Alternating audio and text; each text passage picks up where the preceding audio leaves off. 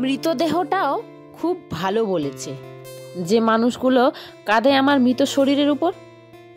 এখন যদি উঠে পড়ি তখন আর বাঁচতেই দেবে না।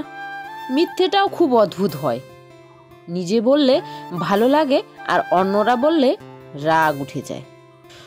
চুপ থাকা কোনো মানুষের দুর্বলতা নয়, ওই মানুষটার মহানুভবতা।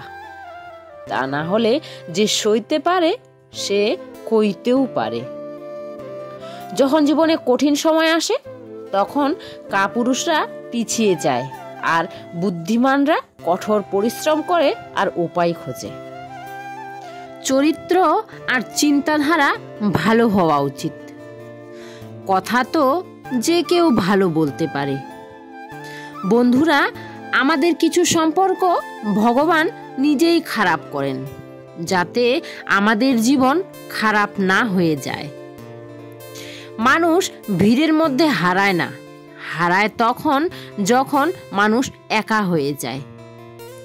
কথাগুলো ভালো লাগলে কমেন্টে অবশ্যই জানিও। এই জীবনে কিছু মানুষ এমনও পেলাম যারা সাথে বসে হাসালো আর পেছনে তারাই সাপ সেজে কামড়ালো। এই সংসারে মানুষ এমন একটা প্রাণী যার বিষ দাঁতে নয়, তাদের কথায়। যখন মানুষের ভালো কিছু বলা হয় সবাই চুপ থাকে, আর যদি সমালোচনা খারাপের হয় তখন তো বোবা মানুষটাও বলা শুরু করে দেয়। লক্ষ্য সঠিক হওয়া উচিত, কারণ কাজ তো উই পোকাও দিন রাত করে, কিন্তু সে নির্মাণ নয়, বিনাশ করে।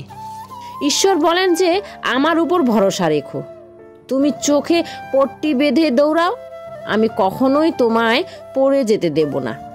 যদি পড়েও যাও চোখ খুলে দেখবে তুমি আমার কোলে এসে পড়েছ। তার মানে আমি তোমাকে সামলানোর জন্য বসে থাকবো। সকালবেলা উঠোন ঘর ঝাড়ু করে একবার স্নানটাও হয়ে গেছে বন্ধুরা। যেহেতু এখন পুজো নেই তো পুজো তো করি না যতদিন না 12-13 এই কাজগুলো হবে, 12-13 ততদিন ঠাকুর পুজো হবে না। তো তাই হচ্ছে সজ্জা চলে এসেছিলাম রান্নাঘরে। আর আজকে হলো সানডে, একটু লেট করে উঠেছি। আর কি বলে ছেলে মেয়ে তো বাড়িতেই থাকবে সেই ভেবে আর কি।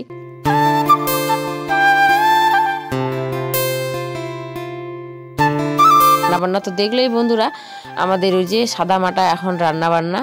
তবুও কি বলে টমেটো আর হচ্ছে লঙ্কা, মানে শুকনো লঙ্কা আর কি দিয়ে পেস্ট করি, করে আর আদা বাটা রান্নাটা করি। তার জন্য একটু দেখতে আর কি রং সঙ্গে হয়, তাই না? তা না হলে কি বলতো, বিভু তো কোনো মতোই খেতে চাচ্ছে না ওই রান্নাগুলো। খাবো না কই দাওনি তুমি বলে কিছু, মানে ভাতগুলো মাখলে তো সাদাটেই ভাব থাকে, তো ওই জন্য বলে কিছু দাওনি, এগুলো আমি খাবো না। যেদিন থেকে 3 দিনের কাজটা হয়েছে সেদিন থেকে বলেই যাচ্ছে আমি মাংস খাবো। ছেলে মানুষ ছোট, কিছু জানে না, তাই না, তাই বলে আর কি। তো যাকে অনেক দিনই পার করে নিলাম, আর আছে হাতে মনে হয় 4 দিন কি 5 দিন এমনই হবে আর কি। তো এই কটা দিনও এভাবেই কেটে যাবে।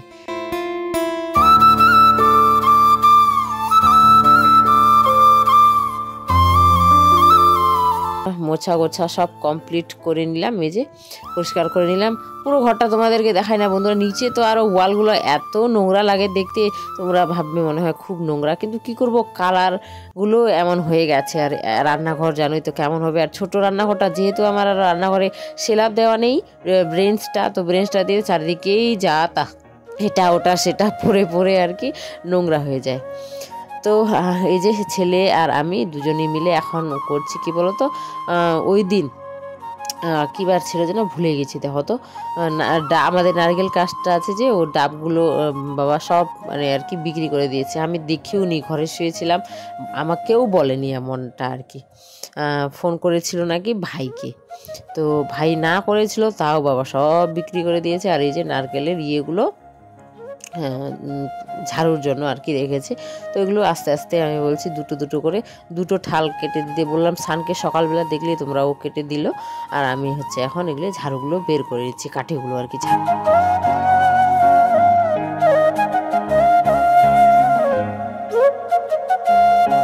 এই গরমে ডাবের জল খেতে কিন্তু দারুণ লাগতো, তাই না বলো? বাড়ির ডাব, আমি সামকে অনেক দিন ধরাই বলছি ডাব মানে যারা গাছগুলো পরিষ্কার করে দেয়, কেটে দেয় ফল, তাদেরকে ডাকার জন্য নিয়ে আসো। এখন খুব গরমটাও পড়ছে, নারকেল খেতে একদমই ভালো লাগে না, মন চায় না, পড়েই থাকে নারকেলগুলো। তো ডাবের জলটা আর হালকা হালকা সরের মতো যে শ্বাসটা হয়, বাহ, সেগুলো খেতে তো আমার কি বলবো, আর জিভে জল চলে আসছে, বোধহয় দুর্দান্ত লাগে। তো কি বলবো, আর হলোই না। যাকে আবার জাগে জাগে বলছি, দেখো এক বোন তো আমাকে কমেন্ট করেছিল যে জাগে এই কথাটা বেশি তুমি বলো, বারবার তো শুনতে ভালো লাগে না। তো হয়েই যায় আমার সব কিছু। এই যে ইয়ে করে নিলাম, এগুলো চিন্তা করছিলাম রোদে দিব মেলে না এদিকেই রাখবো, তারপরে ভাবলাম থাক এদিকেই থাক। সবগুলো তুলতে তুলতে যতগুলো আছে ঠাল আর কি 6-7টার মতো হবে, দুটো আজকে তুললাম, তো অনেক দিন সময় লাগবে, সবগুলো একসাথেই না হয় শুকাবো, এখন থাক এদিকেই। তো এদিকে রেখে দিলাম। এই যে রোদ্দুরটা দেখো বন্ধুরা, মানে কি বলবো, আর আমি তো খালি চোখে তাকাতেই পারি না চশমাটা ছাড়া। কাজের কি আর শেষ আছে বন্ধুরা আমাদের মেয়েদের, তাই না বলো? সারা দিন কাজ। হ্যাঁ, 1 ঘন্টা কিন্তু রেস্ট করেছিলাম বিভু আর মেয়ে দুজনকেই নিয়ে। ওদেরকে যদি ঘুম না পাড়াই, আর এত বড় দিনটা সারাদিন মানে এত ঝগড়াঝাটি করে, এরা না পাগল করে রেখে দেয়। সত্যি বলতে আমি পাগলের মতো হয়ে যাচ্ছি, এমন হয়ে মানে এত ঝগড়া করে আমার ছেলে আর মেয়ে। যেদিন মেয়ে স্কুলে যায় সেদিন ঠিকই থাকে, কিন্তু দুজনে থাকলে এত ঝগড়াঝাটি। তোমাদের বাচ্চাগুলো এমন করে কিনা আমাকে অবশ্যই কমেন্টে জানিও বন্ধুরা। মেয়ে আর ছেলে আমার 10 বছরের ডিফারেন্ট, তাও এত ঝগড়াঝাটি করে আর কি বলি। উঠোন ঘর সব ঝাড়ু করে নিলাম, করে হচ্ছে যে কাপড়গুলো তুলে রেখেছিলাম সেগুলো গোছালাম। যদিও দুপুরবেলায় তুলে রেখেছি, তখন আর গোছাতে মন চায়নি। কাপড় এখন রোদে দিলে 1 ঘন্টার মধ্যেই এই বেডশিট টেডশিটগুলো আর কি পাতলা পাতলা কাপড়গুলো 1 ঘন্টার মধ্যেই শুকিয়ে সব শেষ। এত রোদ্দুরে আর এত গরম, তাই না? বিভু আর ওর বাবা যাচ্ছে যে ঘুরতে, আমি বললাম চাটা খেয়ে যাও, চা করব। বাবা চা খেতে চাইলো, কিন্তু বিভু কোনো মতেই মানছে না, তার জন্য শুধু হয়েছে 1 কাপ বাবার জন্য করলাম। তারপরে হচ্ছে গাছে জল দিয়ে দিচ্ছি। আর গাছটা দেখো বিভু সোনা কেটে একেবারে কি করেছে বলো তো। বিভু সোনা এই কাজটা গত পরশু করেছিল, তোমাদের সাথে শেয়ার আর করিনি, ভিডিও করেছিলাম, শেয়ার করতেই ভুলে গেছি। এই যে বিকেলবেলা আমি হচ্ছে এই এমনই আর কি কাপড় গোছাচ্ছিলাম ঘরে, আর ও উঠোন সব ঝাড়ু করলাম, করে ঘরে কাপড় গোছাচ্ছিলাম, ও কেচিটা নিয়ে এসে এই যে এই কাজটা করেছে। আর আমাকে গিয়ে কি বলছে বলো তো, মা আসো বাইরে আসো। আমি বললাম কেন রে? বলছি কি তোমার জন্য সারপ্রাইজ। আমি ভাবছি কি সারপ্রাইজ, কি করছে এমনটা, যাই দেখি। গিয়ে এসে দেখছি এমনটা করেছে। বলো কি বলবো ওকে, কিছু তো আর বোঝে না, কিছু বলাও যায় না। তো একটু শুধু বোকাঝোকা করলাম, এমনটা করতে হয় না বাবা, গাছটা মরে যাবে, ওটার জন্য বেঁচে আছে, এমনটা বলে টলে আর কি রেখে দিলাম। তারপরের দিন হচ্ছে ওই সাইডটাতেই মানে নিয়ে এলাম, কারণ ওই সাইডে আর রাখাই যাবে না বিভুর জন্য। ওই সাইডে একটু বেশি চলাফেরা হাঁটাচলা হয়, তো অত্যাচারটা একটু বেশি হয়, ওই কারণে দিয়ে দিলাম। আর আমি ওখানে রেখেছি কেন বলো তো, সব ঘরের সামনে যদি একটু সবুজ থাকে তো দেখতে ভালো লাগে, আর বিশেষ করে ওই ঘরেই যেহেতু আমরা বেশি থাকি তো বেশি ভালো লাগবে দেখতে, এই কারণেই রেখেছিলাম। আর একটু আমার ভিডিওতেও যাতে সবুজের ছোঁয়া দেখা যায় সেই জন্যই। যাই হোক, সমস্ত কাজ কমপ্লিট করে নিলাম বন্ধুরা, এখন হচ্ছে রেডি হয়ে আবার কাকুর বাড়ি যাব। তো সবাই ভালো থেকো, সুস্থ থেকো, আর তপুর ছোট্ট পৃথিবীর সাথে থাকো। আমার এই ব্লগটা কেমন লাগলো তোমাদের কমেন্টে কিন্তু অবশ্যই জানিও। আর যারা এত দূর পর্যন্ত আমার ভিডিও দেখেছো বন্ধুরা, তোমাদের অসংখ্য ধন্যবাদ, আর আমার তরফ থেকে অনেক ভালোবাসা।